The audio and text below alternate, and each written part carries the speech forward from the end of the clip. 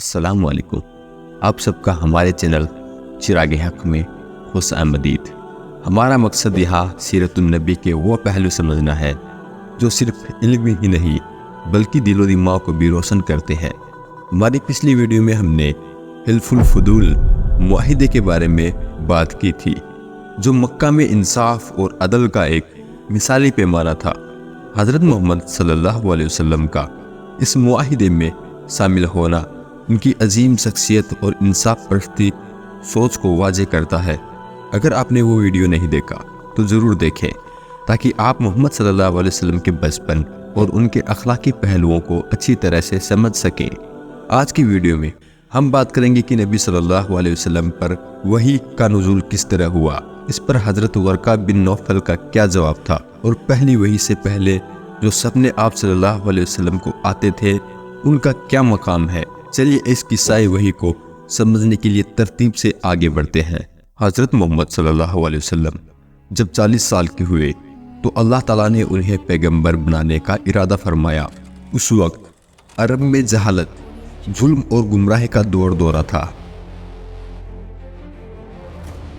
حضرت محمد صلی اللہ علیہ وسلم اکثر غار حرا میں اللہ کی عبادت اور تفکر میں مشغول رہتے۔ یہاں آپ صلی اللہ علیہ وسلم تنہائی میں عبادت کرتے، جاہلیت کے اثر سے دور اپنے رب کی طرف رجوع کرتے۔ ایک دن جب صلی اللہ علیہ وسلم غار حرا میں تھے تو اچانک حضرت جبریل اللہ کا پیغام لے کر آئے۔ جبرائیل نے حضرت محمد صلی اللہ علیہ وسلم سے کہا، اقرا۔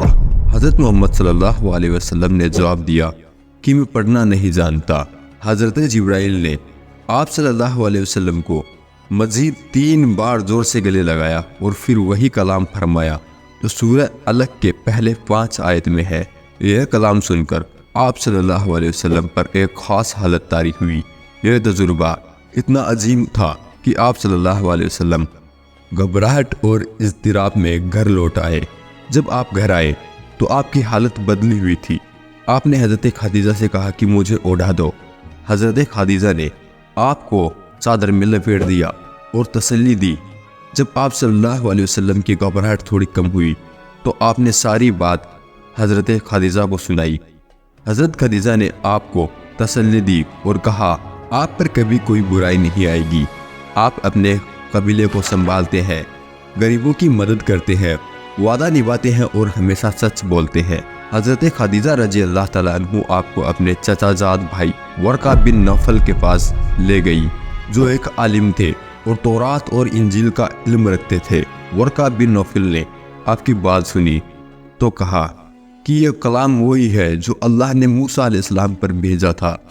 کیا افسوس ہے کہ میں اس وقت زندہ نہیں ہوں جب آپ کی قوم آپ کو اس شہر سے نکال دے گی۔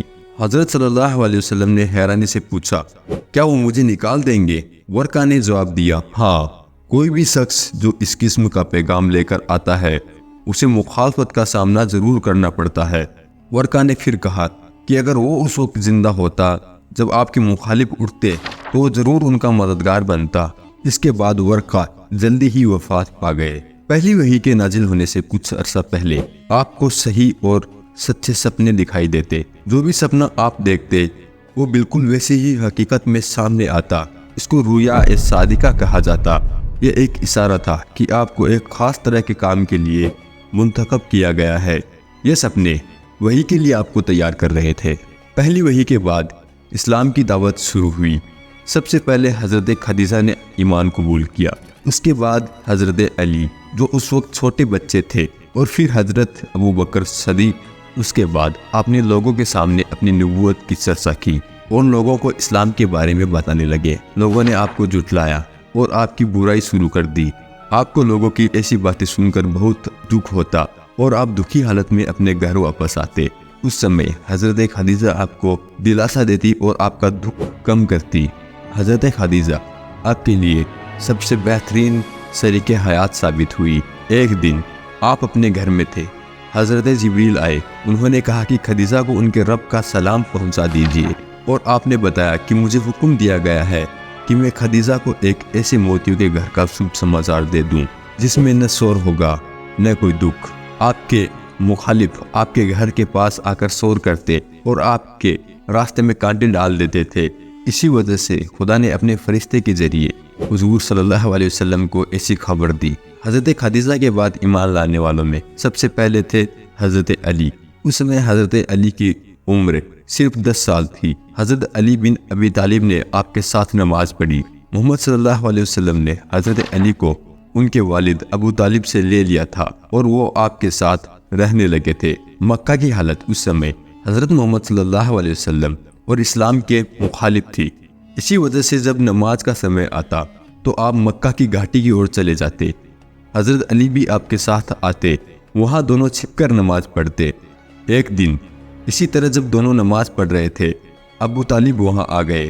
انہوں نے آپ کو ایسا عجیب کام کرتے دیکھا تو کہا، اے میرے بھتیجے، یہ کون سا مذہب ہے جو تم نے اپنایا ہے؟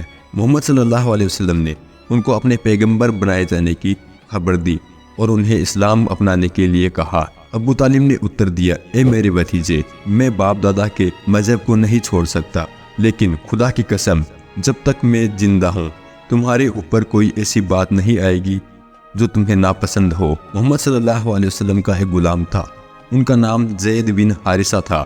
انہیں آپ سے اتنا ادھک لگاؤ ہو گیا کہ ایک بار ان کے والد آئے اور زید بن حارثہ کو اپنے ساتھ لے جانا چاہا۔ آپ نے کہا، تم چاہو تو میرے پاس رہو اور چاہو تو اپنے والد کے ساتھ چلے جاؤ۔ زید آپ کے ساتھ ہی رہے یہاں تک کہ اللہ نے آپ کو پیغمبر بنایا۔ اس سمے انہوں نے اسلام کو اپنا کر آپ کے ساتھ نماز پڑھی۔ ابو بکر بن ابی قحافہ آپ کے ملنے والوں میں سے تھے، انہوں نے بھی اسلام قبول کیا۔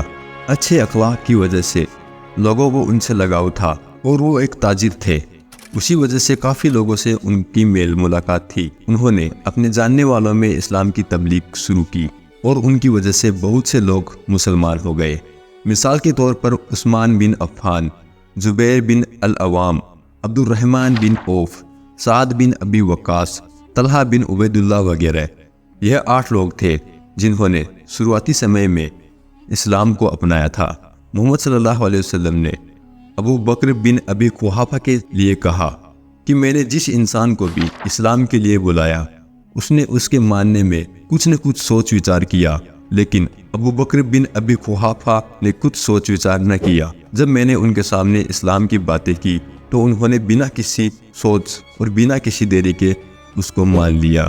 جب آپ اور آپ کے ساتھی لوگوں کے بیچ اس بات کی تبلیغ کرنے لگے کہ لوگ مورتی پوجا کو چھوڑ دیں اور ایک خدا کی عبادت کریں، ان کی کوششوں سے مسلمانوں کی تعداد میں دھیرے دھیرے اضافہ ہونے لگا۔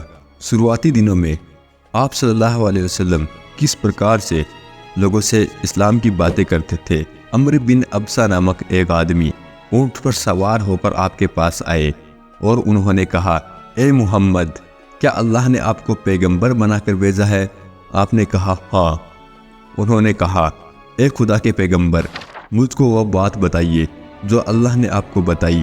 آپ نے جواب دیا، ایک اللہ کی عبادت کی جائے، اس کے ساتھ کسی کو ساجدار نہ بنایا جائے، صلہ رحمی کی جائے، خون نہ بہایا جائے، بتوں کو توڑ دیا جائے۔ عمرو بن ابسہ نے یہ سن کر کہا، کتنی اچھی بات ہے جس کو لے کر اللہ نے آپ کو بھیجا ہے۔ میں گواہی دیتا ہوں کہ میں آپ پر ایمان لایا اور آپ کے پیغمبر ہونے کی شہادت دیتا ہوں۔ آج کی ویڈیو میں بس اتنا ہی۔ ویڈیو پسند آنے کی صورت میں ویڈیو کو لائک کریں اور چینل کو ضرور سبسکرائب کریں۔ اللہ حافظ۔